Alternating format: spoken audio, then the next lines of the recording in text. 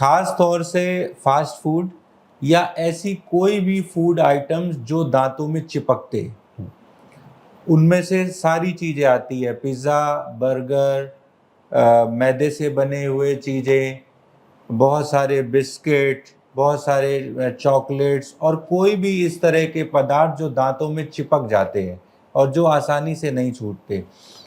अगर ये चीज़ों का कंजम्पशन आपका ज़रूरत से ज़्यादा है और इनको खाने के बाद आप ब्रशिंग या प्रॉपर पानी से कुल्ला करके वो चिपके हुए पदार्थ को, बचे हुए भोजन को नहीं हटाते हैं,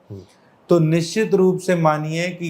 ये आदतें आपके दांतों में कैविटी लाने के लिए सबसे ज़्यादा जिम्मेवार है। दो दांतों के बीच में जब वो चिपकने वाले खाने के बचे हुए अंश चिपके रहते हैं और वो कभी-कभी 1 रात, 2 रात या हफ्तों तक अंदर फंसे रह जाते हैं, दांत में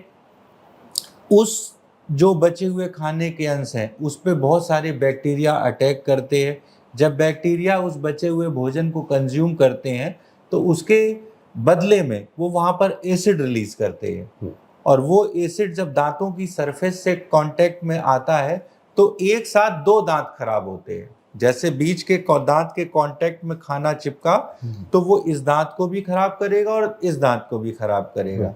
और धीरे-धीरे जब वहाँ पर कैविटी लगनी शुरू होती है, तो एक साथ 2 दांत खराब होते हैं और जितना ज़्यादा खाना फंसना शुरू हो जाता है, दांत के खराब होने की स्पीड उतनी ज़्यादा बढ़ती चली जाती है। आज के ज़माने में चूँकि चलन ही फास्ट फूड का है, तो ऐसा तो कहना या इससे बच पाना तो बहुत मुश्किल काम है। बच्चों की तो खास तौर से आदतें ही ऐसी हो गई हैं कि वो सामान्य भोजन नहीं करते, फास्ट फूड पर ही निर्भर है। तो इससे बचने का ये तरीका है कि जितनी कम से कम इसकी मात्रा ले, पहली चीज उसमें कटौती करे। और दूसरी जो बहुत इंपॉर्टेंट है, कोई भी तरह का फास्ट फूड खाने के बाद इमीडिएटली आप दांतों को या तो ब्रश करें, अगर ब्रश उपलब्ध नहीं है तो जो भी अवेलेबल सोर्स है, कम से कम पानी से इतनी अच्छी तरह से कुल्ला करें कि वो बचे हुए खाने के चिपके हुए अंश मुंह से आपके निकल जाए। अगर ऐसा करेंगे तो आप ये समझ लीजिए आप अपने दांतों की 50% प्रोटेक्शन आपने पा ली।